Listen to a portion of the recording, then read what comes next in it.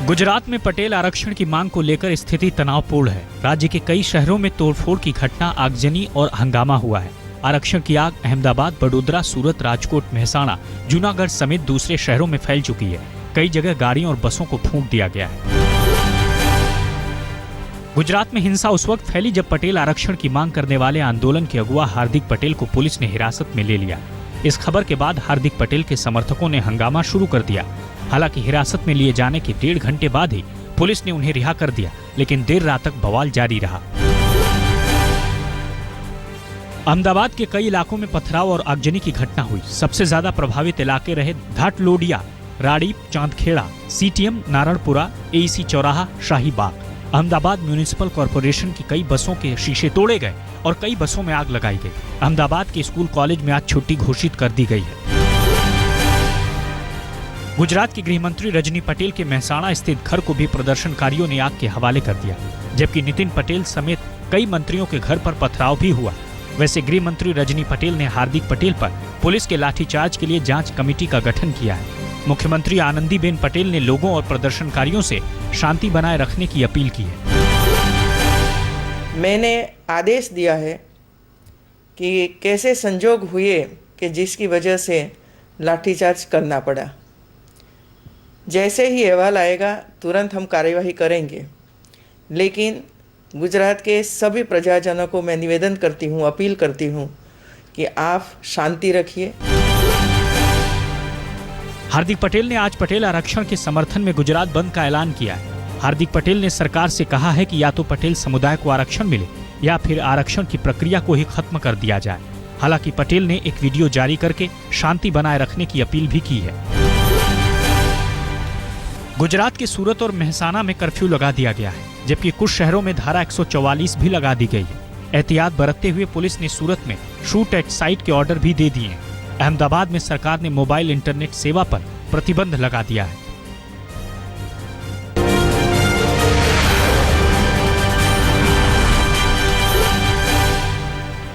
Supreme court ने भले ही जाट आरक्षण की मांग को खारिज कर दिया है, लेकिन जाट समुदाय और उनसे जुड़े नेताओं ने फिर से आरक्षण की मांग को उठाने पर जोर दिया है। हरियाणा के जाटों ने अगले महीने अपने आंदोलन को और तेज करने की धमकी दी है। यहाँ तक कि कई जिलों में बाकायदा जाट ब्रिगेड की सेना तैयार की जा रही है। जाट युवा सेना में भर्ती हो रहे हैं। अभियान को ऑनलाइन, मोबाइल, सोशल मीडिया के जरिए रैलियों में किया जा रहा है। 1 रैंक 1 पेंशन की मांग को लेकर दिल्ली में भूख हड़ताल पर बैठे पूर्व सैनिकों का आज 9वां दिन है। हालांकि पूर्व फौजियों के अनशन से सरकार हरकत में आई और गृह मंत्री के घर रक्षा मंत्री और सैनिकों के नुमाइंदों के बीच अहम बैठक हुई। माना जा रहा है कि 28 अगस्त को 1 रैंक 1 पेंशन का ऐलान हो सकता है, लेकिन वित्तीय मामले और पेंशन देने की आधारभूत संरचना को लेकर सरकार के सामने मुश्किल खड़ी हो सकती है। कांग्रेस उपाध्यक्ष राहुल गांधी आज से 2 दिन के जम्मू कश्मीर दौरे पर हैं। अपने दौरे में राहुल गांधी सीमा और एलओसी पर सीजफायर उल्लंघन में हताहत परिवारों से मुलाकात करेंगे। इसके अलावा राहुल गांधी 1 रैंक 1 पेंशन, पंचायती राज और केसर की खेती में बदहाल हुए किसानों से मुलाकात करेंगे। बाद में राहुल श्रीनगर और पुलवामा का भी दौरा करेंगे। जम्मू कश्मीर विधानसभा में कांग्रेस की हार के बाद राहुल गांधी का ये पहला जम्मू कश्मीर दौरा है। बेंगलोर में नगरपालिका चुनाव में बीजेपी ने बाजी मार ली है। कुल 198 सीटों में से बीजेपी ने 100 सीटों पर कब्जा जमाया, जबकि राज्य में सत्ताधारी कांग्रेस को महज 76 सीटों पर संतोष करना पड़ा। जेडीएस को महज 14 और अन्य को 8 सीटें ही मिली। बेंगलोर स्थानीय चुनाव से कांग्रेस आलाकमान सोनिया गांधी परेशान है। उन्होंने कर्नाटक के मुख्यमंत्री और राज्य के प्रदेश कांग्रेस अध्यक्ष से रिपोर्ट तलब की है। मुख्यमंत्री सिद्धरमैया के कामकाज के तरीके पर राज्य के कांग्रेसी नेताओं ने सवाल उठाए हैं। कहा जा रहा है कि सिद्धरमैया पर फैसला राहुल गांधी के जम्मू कश्मीर दौरे से लौटने के बाद किया जाएगा। बिहार में मुस्लिमों के बीच अपनी पैठ बनाने के लिए बीजेपी ने पटना में आज मुस्लिम सम्मेलन का आयोजन किया है। कार्यक्रम में बिहार बीजेपी चुनाव प्रभारी भूपेंद्र यादव समेत दूसरे वरिष्ठ नेता शामिल होंगे। दिल्ली में दैनिक सेवा के वरिष्ठ अफसरों की सैलरी बढ़ोतरी पर दिल्ली सरकार और केंद्र सरकार के बीच फिर से टकराव की स्थिति सामने आ गई है। पीएम मोदी से मुलाकात के कुछ ही देर बाद दिल्ली कैबिनेट ने गृह मंत्रालय के उस आदेश को खारिज कर दिया है, जिसमें अधिकारियों के तय सीमा के तहत तनख्वाह बढ़ोतरी का प्रस्ताव था। इससे पहले केंद्र ने दिल्ली सरकार के दैनिक सेवा के अफसरों की सैलरी बढ़ाने के प्रस्ताव को ठुकरा दिया था। केंद्रीय सड़क परिवहन मंत्री नितिन गडकरी ने पाकिस्तान पर जमकर हमला बोला है। नितिन गडकरी ने मांग की है कि पाकिस्तान को एक आतंकी देश घोषित किया जाना चाहिए। नितिन गडकरी ने कहा कि हाल की आतंकी गतिविधियों में पाकिस्तान के हाथ होने की पुष्टि हो चुकी है। पश्चिम बंगाल के आसनसोल में बीजेपी और टीएमसी कार्यकर्ताओं में तनाव की स्थिति उस वक्त पैदा हो गई जब मुख्यमंत्री ममता बनर्जी का पोस्टर एक बस स्टॉप पर फटा हुआ पाया गया।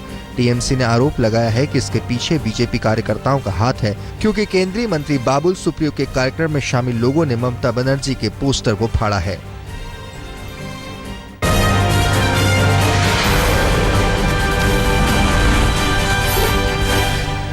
भारत के मोस्ट वांटेड दाऊद इब्राहिम को लेकर पाकिस्तान का झूठ फिर से बेनकाब हुआ है। पाकिस्तान के एक वरिष्ठ पत्रकार आरिफ जमाल ने आज तक से खास बातचीत में कहा है कि दाऊद पाकिस्तान के कराची में ही रहता है और उसने दाऊद से 2 बार मुलाकात भी की थी। पत्रकार आरिफ जमाल ने कहा कि कराची में डिफेंस हाउसिंग एरिया में दाऊद के घर के पास सुरक्षा के पुख्ता इंतजाम थे। जी, मुझे 2 दफा मुलाकात मेरी हुई और उनमें एक तो कुछ बहुत ब्रीफ थी और एक जरा थोड़ी सी लंबी थी। जी, वो कराची का एक बड़ा सा एक महल नुमा घर था और बड़ा काफ़ी लग्जूरियस हर चीज़ थी वहाँ पे, और मैं उनके किसी फैमिली मेम्बर से नहीं मिला उस दिन, और हर तरफ बाहर और महल्ले में पूरे बहुत सारे सिक्योरिटी गार्ड थे। उधमपुर हमले में गिरफ्तार पाकिस्तानी आतंकी नवेद को एनआईए आज जम्मू कोर्ट में पेश करेगी। एनआईए कोर्ट में नवेद से हासिल हुई जानकारी को भी पेश कर सकती है। नवेद से मिली जानकारी के मुताबिक लश्कर तैयबा ने उसे अमरनाथ यात्रा को निशाना बनाने को कहा था, लेकिन कड़ी सुरक्षा व्यवस्था की वजह से वो हमले को अंजाम नहीं दे पाए। गिरफ्तार आतंकी नवेद ने पूछताछ में कबूल किया है कि जम्मू कश्मीर में वो लश्कर के कई पाकिस्तानी आतंकियों के साथ खुलेआम घुमा करता था। पुलिस को दूसरे पाक आतंकी अबू असीम की अभी भी तलाश है।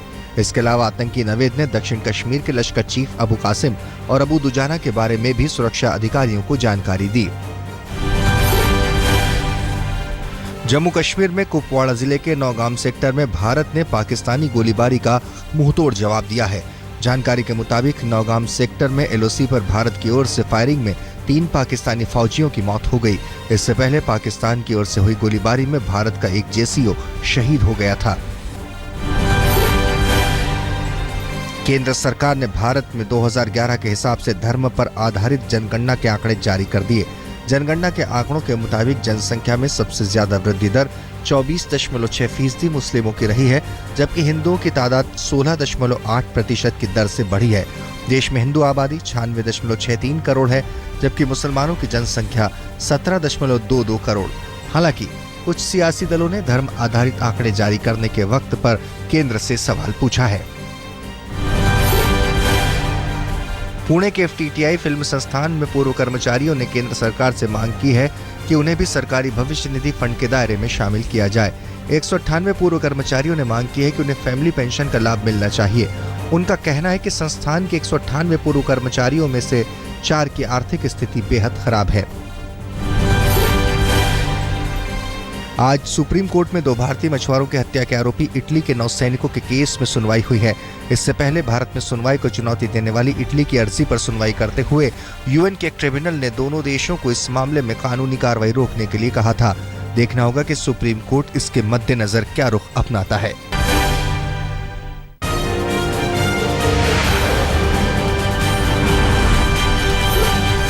मेरठ के एसएसपी दिनेश चंद्र दुबे ने सिंघम स्टाइल में महिला थाने में एक-एक कर सभी पुलिस कर्मियों की क्लास ली। कार्यक्रम में एसएसपी ने अपनी पुलिस कर्मियों को बेईमान तक कह डाला। इस फटकार के बाद एसएसपी ने महिला थाने में तैनात पुरुष पुलिस कर्मियों को तत्काल हटाने के आदेश दिए और उन सभी की लिस्ट बनाकर एसपी क्राइम को सौंपते हुए कहा कि ये सब मठाधीश और दलाल हो गए हैं। स्टार टीवी के पूर्व सीईओ पीटर मुखर्जी की पत्नी इंद्राणी मुखर्जी को महाराष्ट्र पुलिस ने गिरफ्तार कर लिया है। इंद्राणी पर अपनी बहन शीना बोहरा के कत्ल का इल्जाम लगा है। मामला 2012 का है। इंद्राणी मुखर्जी को अदालत में पेश किया गया, जहां से उन्हें 31 अगस्त तक पुलिस कस्टडी में भेज दिया गया है। केरल के कुन्नूर में 40 कुत्तों की निर्मम हत्या का मामला लगातार तूल पकड़ता जा रहा है। केंद्रीय महिला और बाल विकास मंत्री मेनका गांधी ने कहा है कि वो इसके खिलाफ सख्त कार्रवाई करेंगी। अभी इस पर सस्पेंस बना हुआ है कि कुन्नूर में 40 कुत्तों की हत्या किसने की। 29 अगस्त को रक्षाबंधन का पर्व है और इस पर्व को खास बनाने के लिए वाराणसी से मुस्लिम समुदाय के लोगों ने प्रधानमंत्री नरेंद्र मोदी के लिए राखी भेजी है।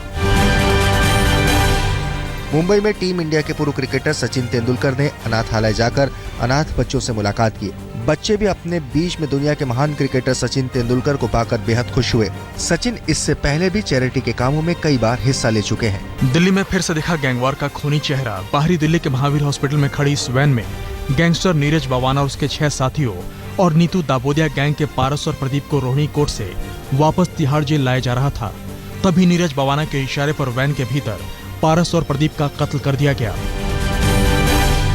गुड़गांव के पालम विहार इलाके में एक युवक की गोली मारकर हत्या करने का मामला सामने आया है। गोली मारने की वारदात सीसीटीवी में कैद हो गई है। दौलताबाद के 22 साल का मोहित जांघू अपने दोस्त के साथ पार्टी करने के लिए पालम विहार इलाके में गया था, जहां उसे गोली मार दी गई। पुलिस ने 4 आरोपियों को गिरफ्तार कर लिया है, जबकि 2 फरार हैं। यूपी में पुलिस वालों के परिजन भी सुरक्षित नहीं रह गए हैं। मामला मुगलसराय का है, जहां एक युवक ने एक पुलिसकर्मी के घर में घुसकर उसकी बेटी पर चाकू से ताबड़तोड़ हमला बोल दिया। इस हमले में युवती गंभीर रूप से घायल हो गई है। हमला करने के बाद युवक फरार हो गया। ग्वालियर में एक सरकारी स्कूल में 5 मिनट लेट आना एक छात्र को महंगा पड़ गया। अमित नाम का छात्र साइकिल पंचर होने की वजह से 5 मिनट देरी से स्कूल पहुंचा, लेकिन गुस्साए टीचर ने पहले उसे ग्राउंड के चक्कर लगवाए और फिर उसकी जमकर पिटाई की। बाद में पीड़ित बच्चे ने मारपीट का मुकदमा दर्ज करवाया। शोले में वीरू ने बसंती से शादी करने के लिए पानी की टंकी पर चढ़कर खुदकुशी की धमकी दी थी, लेकिन महाराष्ट्र के चंद्रपुर में एक प्रेमिका ही अपने प्रेमी से शादी करने की मांग लेकर पानी की टंकी पर चढ़ गई। दरअसल लड़के ने लड़की से शादी से इनकार कर दिया था, जिसके बाद वो टंकी पर चढ़ गई। पुलिस ने 5 घंटे की मशक्कत के बाद लड़की को नीचे उतारा। यूपी के मऊ जिले के कलेक्ट्रेट में सरेआम प्रेमी युगल की पिटाई का मामला सामने आया है। अपनी मर्जी से कोर्ट मैरिज करने पहुंचे प्रेमी जोड़े को पहले तो शादी से रोका गया, इसके बाद पूरे कलेक्ट्रेट परिसर में घुमा घुमा कर पीटा गया। पुलिस के पहुंचने के बाद दोनों को बचाया जा सका। असम के बक्सा जिले में एक 13 साल की बच्ची से बलात्कार की वारदात हुई है। आरोप एक बस ड्राइवर और दूसरे शख्स पर है। मामला गोरेश्वर थाने का है। घटना के 24 घंटे बीत जाने के बाद भी पुलिस ने